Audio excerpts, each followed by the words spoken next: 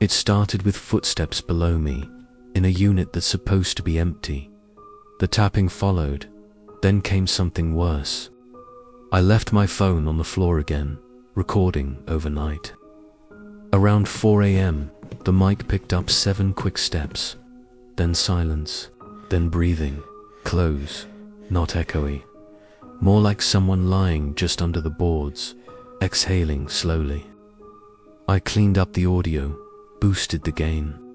It sent chills down my spine. There was no mistaking it. Someone was there, but who? I called the building manager. He swore the apartment was locked.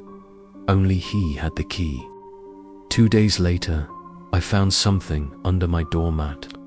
A crumpled piece of paper. No message, just one number scribbled on the corner. 2, no explanation. No one claimed to have left it. That night, the sounds moved. Not just from below, but from inside the walls.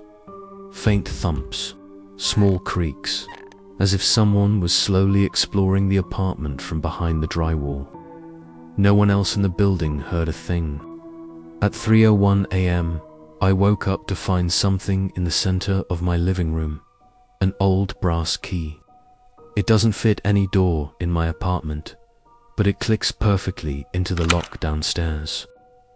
And if that place is truly empty, who left me the key?